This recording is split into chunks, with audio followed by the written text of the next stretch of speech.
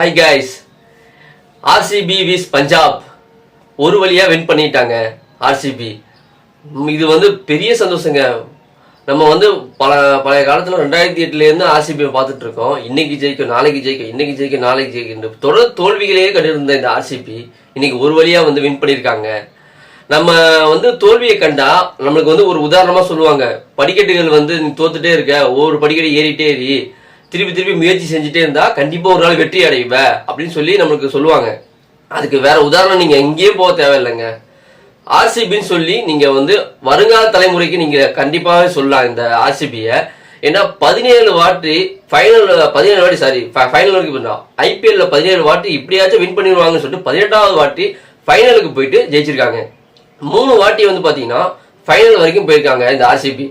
2009வது வருஷம், அதுக்கப்புறம் 2011வது வருஷம், அதுக்கப்புறம் 2016வது வருஷம் 3 வாட்டி ஃபைனல் வரைக்கும் உள்ள போயிட்டு தோல்வியை கண்டு வந்துட்டாங்க. முன்னாடி எப்படியாச்சும் இந்த வருஷமாச்சும் வின் பண்ணுவாங்கன்னு பார்த்து எப்படி ரொம்ப என்ன சொல்றது, பஞ்சாபும் ஒரு நல்ல டீம், RCBயும் ஒரு பயங்கரமான டீம். பஞ்சாப் இது வரைக்கும் வின் பண்ணல, RCB இது வரைக்கும் வின் பண்ணல. ஆனா சென்னை பசங்க கூட, நம்ம தமிழ்நாட்டு பசங்க கூட RCBக்கு தான் ரொம்ப சப்போர்ட் பண்ணி நிறைய பேர் இருந்தாங்க.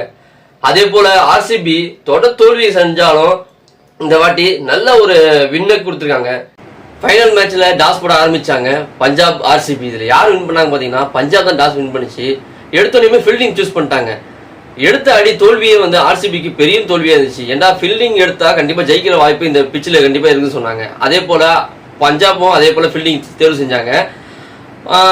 நம்ம RCB டீம்ல வந்து கோலியும் சால்ட்டை வந்து இறங்கின கொஞ்ச நேரத்திலேயே 2வது ஓவர்லயே சால்ட் அவுட் 16 ரன்ல. அதுக்கு அடுத்தது அகர்வால் வந்து அதுக்கப்புறம் 26 ரன்ல அவர் அவுட். அதுக்கு அடுத்தது நம்ம கேப்டன் வந்து இறங்கி கோலி கூட கொஞ்சமா அடிச்சு கொஞ்சம் ரன் சேர்த்தாங்க. ரொம்பவும் மோசமான ஏன்னோ 6-4 அப்படிலாம் அடிக்கல. கோலியோட இதே உங்களுக்கு தெரியும், 4-6 ஒரு கொஞ்சமா ரன் அடிச்சு ஓரளவு 10 ஓவர் கிட்டத்துல வந்து ஒரு 100 ரன்னை கடந்தாங்க. அதுக்கப்புறமா நம்ம கேப்டனு 11வது ஓவர் கிட்ட அவுட் ஆயிட்டாரு. 26 ரன்ல ரஜத் பட்டியாடர் அவுட்டு.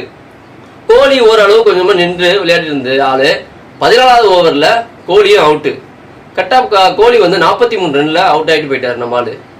அதுக்கு அடுத்தது வந்த ஜித்தின் சர்மா அப்படிங்கிற நம்ம ஆளு வந்த எல்லாமே வந்து 2 6 2 4 வரவங்க எல்லாம் அப்படித்தான்ப்பா, ரன் ஸ்கோர் பண்ணுப்பா அப்படிங்கிற அளவுக்கு எல்லாமே வந்து ஆடி ஒரு 190 ரன்னு கொண்டு வந்துட்டாங்க நம்ம டீம்.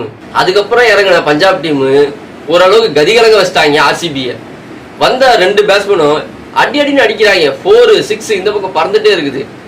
என்னப்பா இந்த மாதிரி அடிக்கிறாங்களே, RCBக்கு இந்த வாட்டியை ஊத்துதானா அப்படிங்கிற அளவுக்கு போயிட்டு இருந்துச்சு டீம்.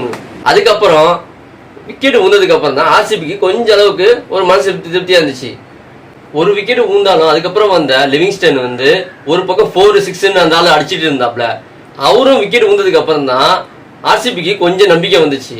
அதுக்கப்புறம் வந்த கேப்டன் ஸ்ரேயஸ் ஐயர் வந்த ஒரு ரன்லயே அவுட் ஆயிட்டு வெளியே போயிட்டாப்ல. அதுக்கப்புறம் கொஞ்சமா ஆடி பஞ்சாப் கிங்ஸ் 11 கொஞ்சமா முன்னேறி இருந்துச்சு.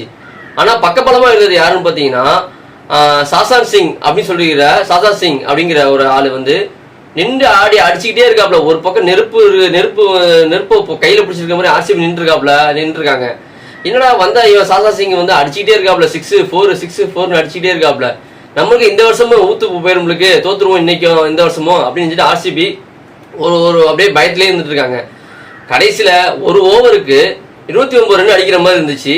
அப்புறம் அந்த ஒரு 4-6 சிங் அடிச்சுட்டு ஒரு 4 அடிச்சதுக்கு அப்புறம் தான் RCBக்கு ஒரு தைரியமே வந்துருச்சு. RCB இந்த வருஷம் வின்னுடா அப்படிங்கிற அளவுக்கு எல்லாமே நின்று ஆக்ரோஷமா கைத்தட்ட ஆரம்பிச்சிட்டாங்க. ஒரு வழியா கடைசி 6 ரன் வித்தியாசத்துல RCB வின் பண்ணிடுச்சு. இந்த வெற்றியை வந்து எல்லா இடத்துலயும் வந்து கொண்டாடிட்டு இருக்காங்க RCB வின் பண்ணத. ஏன்னா 17 வருஷமா தோல்விகளே சந்திச்சு வந்த RCB இந்த வருஷம் ஒரு வின் பண்ணி ஒரு கப்பை வின் பண்ணிருக்கு. இனி வரும் சந்ததியினருக்கு தோல்விகளை கண்டு பயப்படாதே, வெற்றியை கண்டு முன்னேறி செல் அப்படிங்கிறது மாதிரி RCB வந்து ஒரு பெரிய உதாரணமா இருந்துச்சு. ஏன்னா இதுக்கப்புறம் அடுத்த ஒரு நல்ல வீடியோட சந்திக்கிறேன். உங்களிருந்து விடைபெறுவது யூடியூபர் சேனல்.